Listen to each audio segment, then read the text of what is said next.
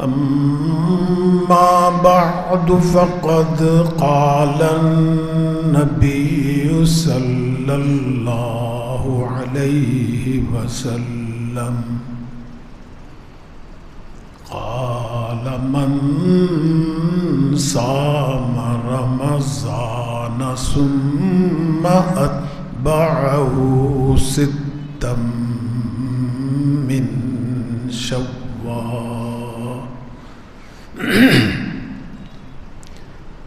قال من صام رمضان ثم أتبعه ستا من شوال كان كصيام الدهر أو كما قال النبي صلى الله عليه وسلم.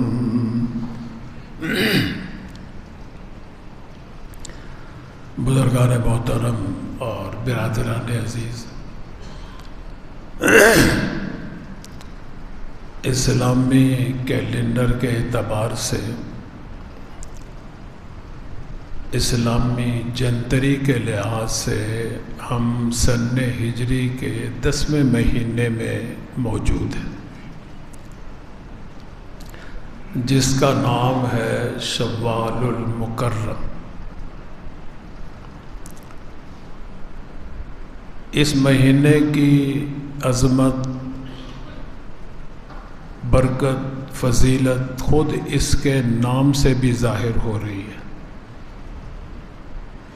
کہ شوال کا وہ مہینہ جو عزت دیا گیا ہے۔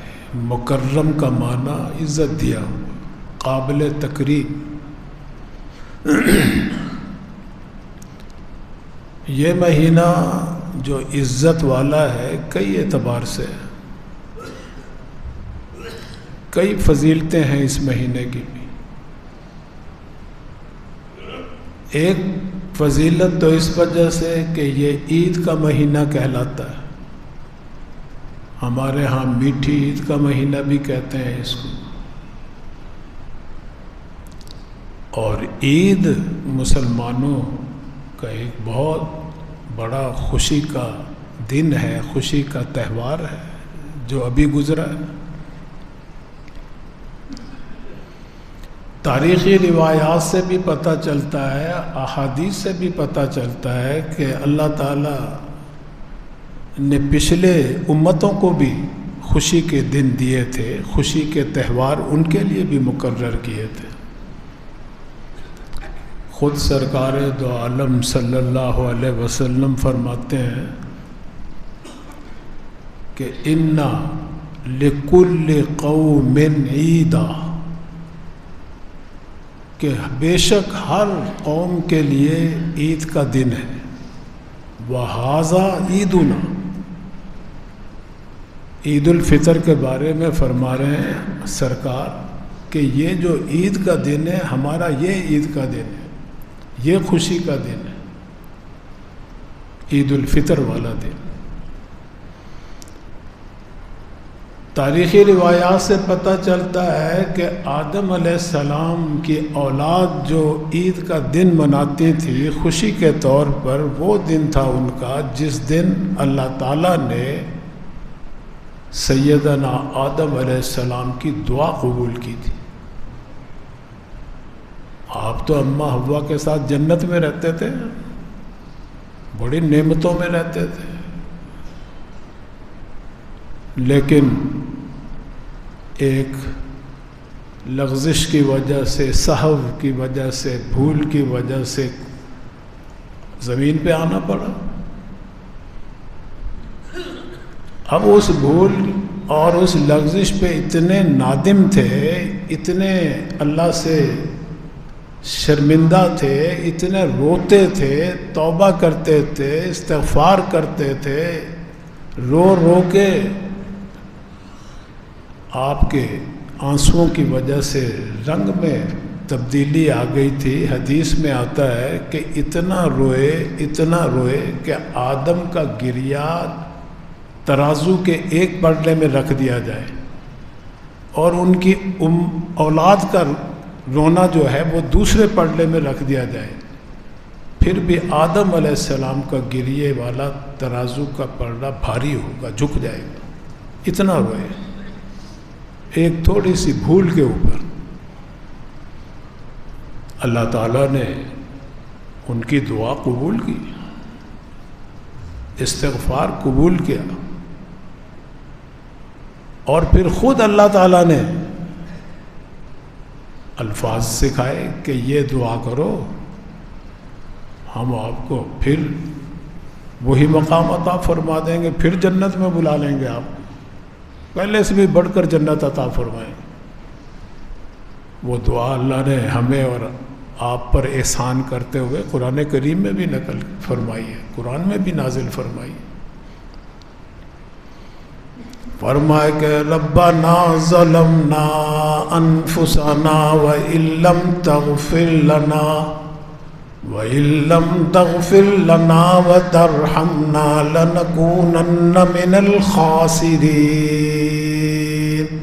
اے ہمارے پروردگار، حوا بھی ساتھ شامل ہیں، وہ بھی مانگ رہی ہیں اللہ سے دعا، آدم بھی مانگ رہے ہیں، اماں بھی مانگ رہی، ابا بھی مانگ رہے ہیں، اے ہمارے پالنہار، اے ہمارے پروردگار، ہم نے اپنے جانوں پہ جو ظلم کیا ہے، جو ہم نے اپنا نقصان کیا ہے، اگر آپ نے معاف نہ کیا تو ہم تو خسارے میں ہو جائیں گے، نقصان میں ہو جائیں گے۔ یہ دعا قرآن میں نازل کر کے ہمیں اور آپ کو بھی تعلیم دی ہے، کیونکہ ہم بھی تو آدم کی اولاد ہیں، ہم سے بھی گناہ ہو جاتے ہیں، ہم سے بھی لغزشیں خطا، لیکن ہم اڑے رہتے ہیں، ہم اس پہ برقرار رہتے ہیں، ہم اس کو گناہ ہی نہیں سمجھتے، لغزش ہی نہیں سمجھتے، خطا ہی نہیں سمجھتے، کوتاہی نہیں سمجھتے۔ تو اگر ہم بھی اپنے ابا اماں کی سنت پر عمل کرتے ہوئے اللہ سے معافی مانگیں گے، اللہ تو معاف کرنے والے ہیں۔ تو جس دن آدم علیہ السلام کی دعا قبول ہوئی، اس دن اولاد آدم خوشی میں عید مناتے تھے۔ اسی طرح پھر ابراہیم علیہ السلام کا دور آیا، اس لیے کہ عید منانے، خوشی منانے کی کوئی نہ کوئی وجہ ہونی چاہیے نا۔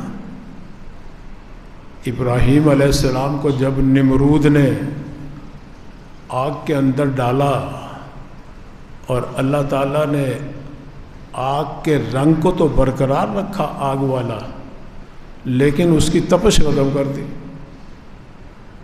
اس کے جلانے کی صلاحیت اللہ نے سلب کر لی، چھین لی، ختم کر دی، حکم دے دیا اس کو۔ کیا حکم دیا اللہ نے؟ فرمائے کہ قلنا یا نار کونی بردا وسلاما علی ابراہیم، ہم نے حکم دیا آگ کو کہ ابراہیم پر ٹھنڈی ہو جائے، سلامتی والی، اتنی ٹھنڈی بھی نہ ہو کہ برف بن جائے اور جم جائے، خون ہی جم جائے، نہیں، سلامتی والی۔ اب آگ دیکھو، آگ کا کام تو جلانا ہے، لیکن کس کے حکم سے جلاتی ہے؟ جس نے پیدا کیا اس کو۔ پانی کا کام ڈبونا ہے، نہیں ڈبویا موسیٰ علیہ السلام کو، ان کی قوم کو۔ یہ ہمارے اور تمہارے نزدیک تو ہے، یہ جتنے بھی اربع عناصر اربع جو ہیں، آگ، پانی، مٹی، ہوا، ہم تو سمجھتے ہیں بے جان چیزیں ہیں، بعض چیزیں ہمیں نظر بھی نہیں آتی، لیکن بھئی یہ ساری مخلوق ہیں، اللہ کی پیدا کردہ ہیں، اللہ کے حکم کی پابند بھی ہیں۔ ہم اور آپ جو ہیں، ہم بھی اللہ کی مخلوق ہیں، ہمیں اللہ نے اختیار دے رکھا ہے کہ چاہے اس رستے پہ چلو، چاہے اس رستے پہ چلو، لیکن بھی باقی جتنی جن و انس کے علاوہ جتنی مخلوق، وہ تو ہاتھ باندھ کے کھڑی ہے اللہ کے آگے۔ چاند ہے، سورج ہے، ستارے ہیں، سیارے ہیں، ندی نالے ہیں، آگ ہے، پانی ہے، ہوا ہے، سب اللہ کے آگے ہاتھ باندھ کے. جب اللہ حکم دیتے ہیں آگ کو جلانے کا جلاتی ہے، جب کہتے ہیں کہ نہیں ٹھنڈی ہو جا ٹھنڈی ہو جاتی ہے. اسی کو مولانا روم رحمۃ اللہ علیہ فرماتے ہیں، فرمائے کہ خاک و باد و آب و آتش بندہ ان، خاک مٹی، زمین، باد ہوا، یہ اندھیری ہیں، طوفان، ہوائیں، آب پانی، دریا، سمندر، یہ ساری اللہ کے حکم کے آگے ہاتھ باندھ کے کھڑی ہیں. فرمائے کہ خاک و باد و آب و آتش بندان، خاک و باد و آب و آتش بندہ ان، با منو تو مردہ با حق زندہ ان. تیرے میرے نزدیک ہیں یہ مردہ بے جان، اللہ کے نزدیک سب زندہ ہیں. صرف اللہ نے ان کو زندگی نہیں دی، عقل بھی دی ہے، شعور بھی دیا ہے، روح بھی دی ہے. اسی لیے تو اللہ تعالیٰ قرآن کریم میں فرماتے ہیں کہ کل شیء، ہر چیز اللہ کی تسبیح بیان کرتی ہے، ہر چیز. کل شیء قد علم صلاۃ و تسبیح، نماز بھی پڑھتے ہیں. اللہ کے حضور کوئی رکوع میں کھڑا ہے، کوئی سجود میں پڑا ہے، کوئی قیام میں کھڑا ہے. یہ نباتات جتنے بھی ہیں یہ سب قیام کی حالت میں ان کی نماز ہے. چوپائے رکوع کی حالت میں ہر وقت، یہ رکوع میں رہنا ہی ان کی نماز ہے. اور یہ حشرات الارض، سانپ ہیں، بچھو، کیڑے مکوڑے زمین پہ جو رینگتے ہیں، یہ سجدے کی حالت میں ان کی نماز. یہ تو انسان چونکہ اشرف المخلوقات ہے، اس کی نماز بھی اشرف ہے. ساری مخلوقات کی نماز کی مثال اس کے اندر ملے گی. قیام بھی ہے، رکوع بھی ہے، سجود بھی ہے، تشہد بھی ہے، قعدہ بھی ہے. پہاڑوں کا جم کے رہنا اس طرح ہے جس طرح ہم تشہد میں بیٹھے، ان کا تشہد میں رہنا ہی نماز ہے اللہ کی. تو بھائی اللہ کی تسبیح، اللہ کی حمد، اللہ کی نماز وہی مخلوق پڑھ سکتی ہے نا. تسبیح حمد وہی کر سکتی ہے نا جس کے اندر عقل بھی ہو، شعور بھی ہو، روح بھی ہو. یہ ساری چیزیں ان میں موجود ہیں جو ہمارے اندر موجود ہیں.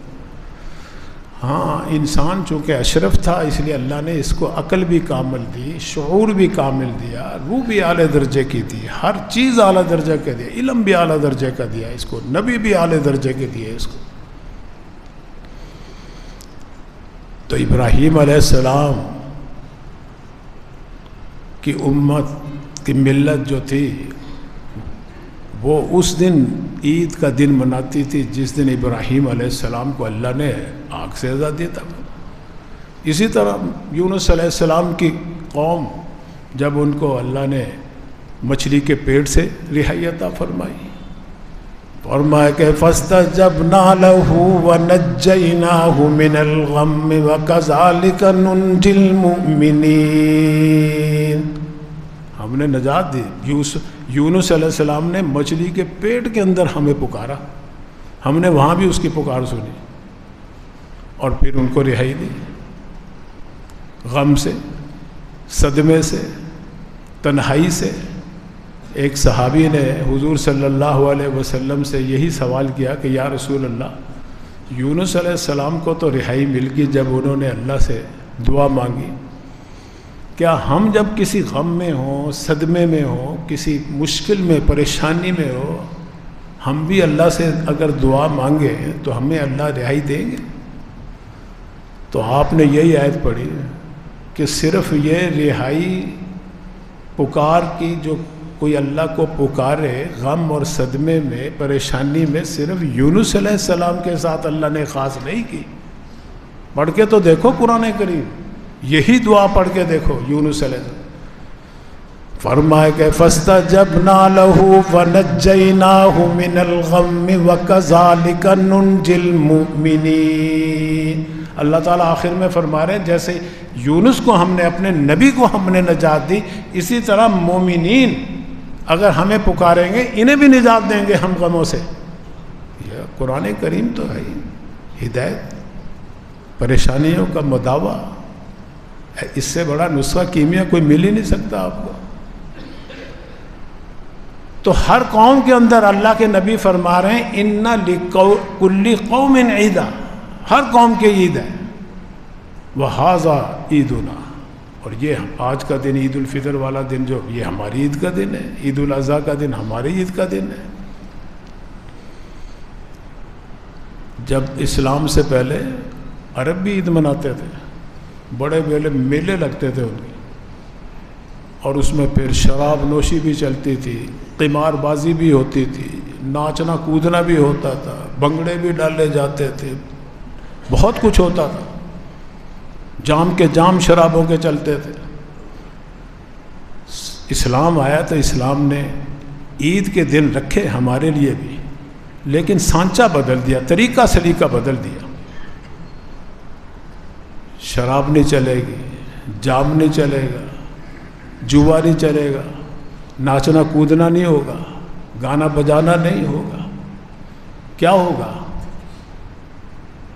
صبح کو اٹھو، غسل کرو، صاف ستھرے کپڑے پہنو، خوشبو لگاؤ، کیونکہ آج تم نے اپنے گھروں کو چھوڑ کے بڑے میدان میں جانا ہے، اللہ کے حضور سر بسجود ہونا ہے جا کے. اور پھر راستے میں اللہ کی تکبیر کہتے جاؤ، اللہ کی حمد و ثنا بیان کرتے جاؤ، اللہ کی تحمید حمد بیان کرتے جاؤ. اسی لیے اللہ کے نبی فرما رہے ہیں کہ عید الفطر گاہ میں جاؤ نا، جب عید الفطر کے لیے نماز پڑھنے کے لیے، یہ زبان سے نغمہ گاتے ہوئے جاؤ آہستہ آہستہ، اللہ اکبر اللہ اکبر، اللہ کی بڑائی بیان کرو راستے میں. اور پھر وہاں جا کے اس دن کی جو اہم عبادت ہے، سب سے اہم عبادت، شکرانے کے طور پہ 2 رکعت ادا کرو. کس خوشی میں؟ کہ بھئی اللہ تعالیٰ نے تمہیں ایسی کلام عطا فرمائی اپنی اس مہینے کے اندر، اس کا نزول کیا جس سے تمہاری گمراہیاں دور ہو گئی. تاریکیاں تھی ہر طرف، جہالت کی، اندھیرے ہی اندھیرے تھے. قرآن آیا، اللہ نے ہر طرف نور کے جلوے کر دیے، گمراہی کے گڑھوں سے نکال دیا انسانیت کو. لوگ بیٹیوں کو زندہ درگور کرتے تھے، منع کر دیا اس کو. عورتوں کے ساتھ جانوروں جیسے سلوک ہوتا تھا، منع کر دیا اللہ نے. بے شمار اس قسم کی رسومات تھیں جو اسلام نے اس کی جڑ کاٹ دی. جگہ جگہ سر جھکاتے تھے جا کے، ہزاروں سجدوں کو حرام کر دیا. صرف ایک دربار کا سجدہ، ایک رب کا سجدہ، اس کی اجازت دی. ہزاروں سجدوں سے نجات مل گئی ہمیں، نہیں تو ہم تو جگہ جگہ بھکاری بن کے سر جھکائے بیٹھے ہوتے تھے. اللہ نے اس پیشانی کی عزت رکھی کہ آؤ ہمارے پاس، جس نے تمہیں پیدا کیا، جس نے تمہیں یہ پیشانی دی، اس کے حضور آ کے جھکاؤ اس. تو بھی یہ عید کے دن سجدہ جو کرتے ہیں، نماز کے اندر سب سے زیادہ جو اللہ کے قریب اس کا بندہ ہوتا ہے نا، وہ سجدے کے اندر ہوتا ہے. سورہ اقرا پڑھو. اب وہ میں آیت تو نہیں پڑھتا ورنہ ساروں پہ سجدہ لازم آ جائے گا. ترجمہ کر دیتا ہوں کہ سجدہ کرو اگر اللہ کا قرب حاصل کرنا چاہتے ہو، اللہ کے ملنا چاہتے ہو، اللہ کا قرب لینا چاہتے ہو. سب سے بلند قرب جو ہے سجدے کے اندر. اور رمضان شریف پہ ذرا نظر ڈالو، دیکھو سجدے سے بات یاد آ گئی. رمضان میں اللہ نے بڑے انعام کیے ہمارے اوپر، بے شمار انعامات کیے، بے شمار. جگہ جگہ پہ بخشش اور مغفرت کے اللہ تعالیٰ نے سٹال لگا رکھے. ان میں ایک سٹال جو تھا بخشش اور مغفرت کا، تراویح کی عبادت. 20 تراویح آپ پڑھتے رہے، اور 20 تراویح کے اندر کتنے سجدے ہوئے؟ 20 दूना 40, روزانہ آپ 40 سجدے کرتے رہے، زیادہ عام دنوں سے. وہ اسی مہینے کی خاصیت تھی جو گزرا ہے. اب تراویح تو نہیں نا کوئی پڑھے گا، نہ کوئی پڑھائے گا. رمضان میں تراویح 20 تراویح کے اندر آپ 40 سجدے زائد کرتے رہے 11 مہینوں سے ہٹ کے، جو آپ 11 مہینوں میں نہیں کر سکتے. اس مہینے کی ایک فضیلت ہے رمضان کی، 40 سجدے زیادہ دیے، اور پورے مہینے کا اگر حساب لگاؤ تو 1200 سجدے بنتے ہیں. ایک سجدہ بھی اگر صحیح معنوں میں کر لیا جائے نا تو اللہ کے وہ قریب کر دے گا تمہیں. تو 1200 سجدوں سے کیوں نہیں قریب ہوں گے ہم؟ لیکن یاد رکھیے یہ فضیلت صرف رمضان کو ہی حاصل ہے سجدے کی، کہ سب سے زیادہ قرب جو حاصل کرنا ہے وہ سجدے کے ذریعے اللہ سے حاصل کرو. تو میں عرض یہ کر رہا تھا کہ ہماری بھی عید کا دن تھا، شکرانہ قرآن کریم کے نزول کے طور پر، اور پھر جو اللہ نے ہمیں عبادت دی ہے رمضان کی، تراویح کی اور روزے کی، اس کی تکمیل ہوگی خیر و عافیت سے. اللہ نے ہمیں پہنچا دیا. جیسے کیسے بھوکے پیاسے چلتے چلاتے گرتے پڑتے پورا مہینہ اللہ نے ہمیں دے دیا. صحیح کہا کسی نے، فرمائے کہ مقام فنا تک جو پہنچے ہیں اے دل، مقام فنا تک جو پہنچے ہیں اے دل، کہ مر گئے ہیں مگر آ گئے ہم.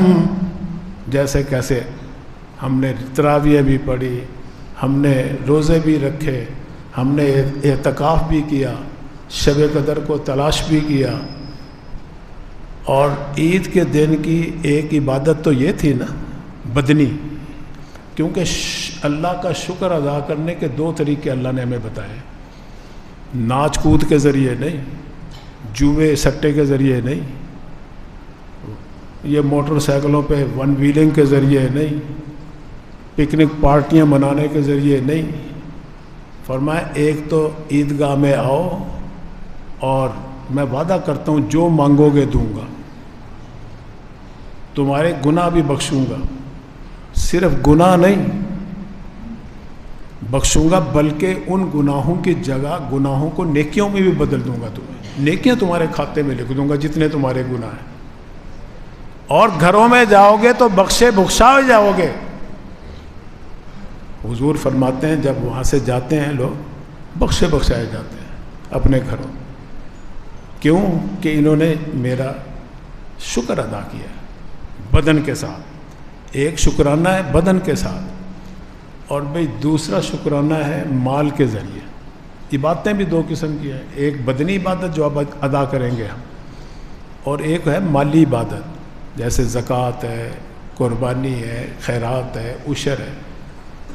عید کے دن اللہ تعالیٰ نے مالی عبادت بھی واجب رکھی ہے، جیسے 2 رکعت پڑھنا ضروری ہے اسی طرح فطرانہ دینا بھی ضروری ہے ہر آدمی کے لیے جو بھی صاحب نصاب ہے. اپنی طرف سے، اپنے نابالغ اولاد کی طرف سے معمولی سفر، کتنا 250-300 روپے، کوئی زیادہ نہیں ہے ایک بندے کا. اب یہ کیوں رکھا اللہ نے؟ یہ وہ حکیم ہے، اس کی حکمت ہے. ورنہ وہ ہمیں 2-2.5 ہزار بھی کہہ سکتے تھے، اللہ تعالیٰ ہمیں زیادہ بھی کہہ سکتے تھے. اس لیے کہ اللہ تعالیٰ نے جہاں بھی مال لی عبادت کا ہمیں اور آپ کو حکم دیا بھی زکوٰۃ دو، خیرات دو، انفاق کرو فی سبیل اللہ، وہاں اللہ نے اس مال کی نسبت میرے تمہاری طرف کوئی نہیں کیا، کیونکہ ہمارا مال ہے ہی نہیں ہے. فرمایا کہ وَأَنفِقُوا مِمَّا رَزَقْنَاهُمْ، اس میں سے خرچ کرو جو ہم نے تمہیں دیا. اللہ تعالیٰ اپنی طرف نسبت کر رہے ہیں. اب کوئی ہے تو بتا دے کہ ماں کے پیٹ سے کوئی بچہ آتا ہے تو مٹھی میں سونے کی ڈلی لے کے آتا ہے، کوئی درم دینار لے کے آتا ہے، کوئی ڈالر پاؤنڈ لے کے آتا ہے. چلو یہ نہیں تو یہ دکھا دو کوئی قبر میں پیٹ میں جاتا ہے تو لے کے جاتا ہے. اگر میرا ہوتا تو میں لے کے جاتا، لے کے آتا. نہیں، کہیں اللہ تعالیٰ فرما رہے ہیں، فرمائے کہ وفی اموالہم حق للسائل والمحروم، ان کے مالوں میں ان کا حق ادا کرو، سائل کا حق ادا کرو، محروم کا حق ادا کرو. مال کی نسبت بھی ان کی طرف کر رہے ہیں اللہ. وَآتُوا حَقَّهُ يَوْمَ حَصَادِهِ، اس کا حق ادا کرو. یا اللہ تعالیٰ اپنی طرف نسبت کر رہے ہیں یا بندوں کی طرف نسبت کر رہے ہیں؟ کیونکہ وہ حاکم ہے، حکیم بھی ہے. کسی کو غریب بنا دیا، کسی کو فقیر بنا دیا، کسی کو مفلس بنا دیا، پھر حکم دے رہے ہیں حاکم ہونے کے ناطے کہ میں حکم دیتا ہوں کہ 40واں حصہ دو، اس کو 20واں حصہ دو، اس کو فطرانہ دو، اس کو عشر دو، اس کو زکوٰۃ دو، اس کو خیرات دو، اس کو عطیہ دو، اس کو ہدیہ دو، اس کو وراثت دو، اپنی اس پہ وصیت پہ عمل کرو. اس کی اللہ کے دو صفتیں ہیں، حاکم بھی ہے، حکیم بھی ہے. تو بہرحال عید کے دن یہ دو ہی باتیں ضروری تھی. چلو اب نماز تو ہو گئی، وہ تو وقت گیا، لیکن بہت سے لوگوں نے فطرانہ بھی نہیں ادا کیا، اب بھی نہیں ادا کیا. ان کے ذمے اب بھی موجود ہیں. اگر تو وہ روزے دار ہیں، انہوں نے نہیں ادا کیا تو ان کے تو روزے لٹکے ہوئے ہیں ابھی زمین آسمان کے درمیان. اللہ کے نبی کا فرمان ہے جب تک وہ ادا نہیں کریں گے لٹکے ہی رہیں گے. اور بھی جو انہوں نے روزے نہیں رکھے وہ کہتا ہم نے کون سا روزے رکھے ہیں. نہیں، وہ بھی ان کے اوپر بھی قرض ہے اللہ کا. جب تک نہیں ادا کریں گے کئی پریشانیاں ہو سکتی ہیں. 250 کی جگہ 2500 نکل سکتے ہیں تمہارے. 2500 سے بھی زیادہ خرچ ہو سکتے ہیں پریشانیوں میں. یہ 250 اگر آپ فی کس کے حساب سے دیں گے، اللہ تعالیٰ بہت سی آفات سے، مصائب سے، حوادثات سے، آلام سے، بیماریوں سے، غلط جگہوں سے، مقدمہ بازی سے، ساروں سے اللہ تعالیٰ محفوظ کر دیتے ہیں. اللہ تعالیٰ ہم سب کو عمل کرنے کی توفیق دے. وآخر دعوانا